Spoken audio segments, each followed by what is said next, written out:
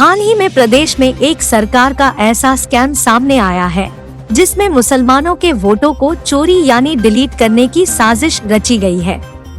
इसी सिलसिले में कांग्रेस के एमएलए रिजवान अरशद इन्होंने मीडिया को संबोधित करते हुए इस पूरी साजिश को उजागर किया है। इस दौरान इन्होंने कहा कि मुसलमानों को वोट के बुनियादी हक से महरूम रखने की साजिश का आज कांग्रेस ने पर्दाफाश किया है।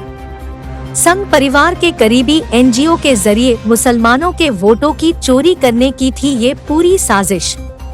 मुस्लिम इलाकों को टारगेट कर हजारों वोटों को डिलीट करने की तैयारी।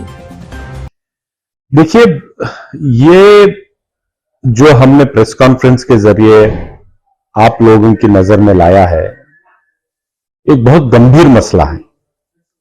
ये एक जो वोट डालते हैं, एक बुनियादी हक है, कोई भी क्यों ना हो, हर शहरी का बुनियादी हक है वोट डालना। और बीजेपी गवर्नमेंट की एक साजिश जो एनजीओस, संघ परिवार के आइडियोलॉजी और बीजेपी के मंत्रियों के करीब है, उसके जरिए से बहुत बड़े पैमाने पर वोटों की चोरी करने का काम इन्होंने शुरू किया है। जिस बूथों पर, जिस इलाकों में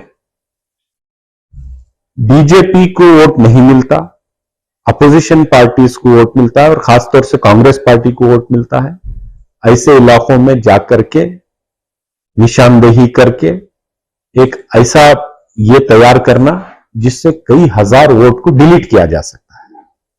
वोट जमाना और डिलीट करने की जिम्मेवारी बूथ लेवल ऑफिसर्स को होती है जो गवर्नमेंट सर्वेंट होते हैं।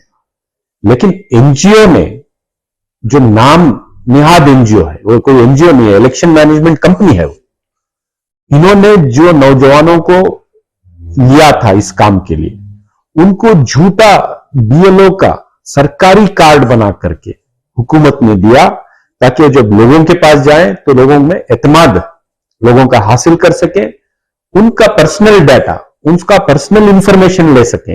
आपका आधार क्या है, नंबर क्या है, आपका वोटर आईडी नंबर क्या है, कितने वोट हैं, आपका ईमेल आईडी क्या है, आपका फोन नंबर क्या है, आप कौन सी जात के हैं, आप कौन से धर्म के हैं, आप कौन से मजहब से हैं, क्या है, कितने नहीं।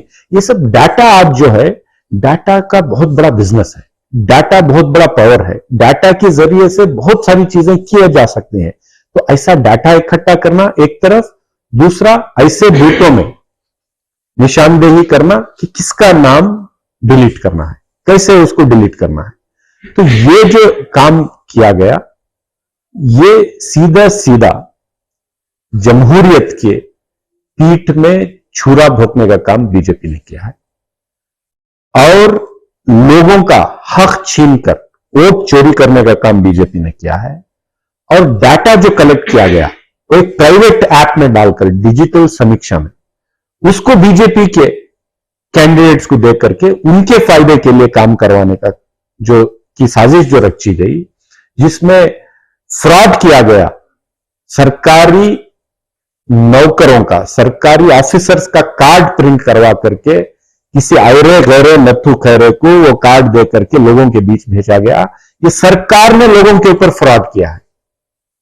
तो ये हमने आज बात की है कि जो लोगों का, खासतौर से लाइक शिवाजी नगर कॉन्स्टिट्यूंसी जो मेरा जहां पे मैं नुमाइंदा हूं, यहां पे तकरीबन 20,000 वोट कम करने की साजिश की गई थी। और जिन बूथों में साजिश की गई वहां पे बीजेपी को वोट नहीं गिरता है। तो एक तरफ होम मिनिस्ट्री की रिपोर्ट है कि एनपीआर, नेशनल पॉपुलेशन रजिस्ट्रार को जल्द से जल्द शुरू किया जाए, काम शुरू किया जाए। दूसरी तरफ आप 20,000 तक वोटर लिस्ट में नाम निकाल देंगे तो वोट एक आइडेंटिटी है, हमारी पहचान है, हमारा हक है। एक तरफ आपका नाम उसमें नहीं रहेगा, दूसरी तरफ आप नेशनल पॉपुलेशन रजिस्टर पे आप एनसीए, एनआरसी लाने के लिए जो एनपीआर का काम चलना है वो आप शुरू करने के लिए होम मिनिस्ट्री ने ऑर्डर दिए, ये रिपोर्ट डाली है। तो कल हम साबित कैसे करेंगे कि हम यहां के शहरी? एक तो हमारा हक आप छीन रहे हो, वोट की चोरी कर रहे हो, हमारे नुमाइंदों को, हम जिनको जितवाना चाहते हैं उससे हमको महरूम कर रहे हो। दूसरा, एनपीआर, सीए, एनआरसी लाने के लिए होम मिनिस्ट्री की रिपोर्ट आ रही है। तो ये तालमेल नहीं है क्या? एक तो आप चुनाव भी गैर कानूनी तरीके से जीत जाओ, वैसे तो आप 40% की हुकूमत हो, ये सब जानते हैं, तो आपको वोट नहीं मिलने वाला है, तो आप मैनिपुलेशन करके, हेराफेरी करके आप वोटर लिस्ट में जीतना चाहते हैं। दूसरी तरफ उन लोगों का अगर नाम नहीं है वोटर लिस्ट में, कल एनपीआर में उसका असर होने वाला है, तो इसकी जिम्मेदारी कौन लेगा?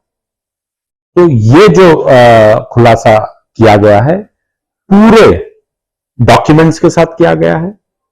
जो गवर्नमेंट ऑर्डर निकला था एक एनजीओ के नाम पर, वो हमने सबमिट किया है। आज वो गवर्नमेंट ऑर्डर को रद्द कर दिया गया गवर्नमेंट ने। पहले बनाया क्यों था, दिया क्यों था उनको ऑर्डर, रद्द कैसे किया?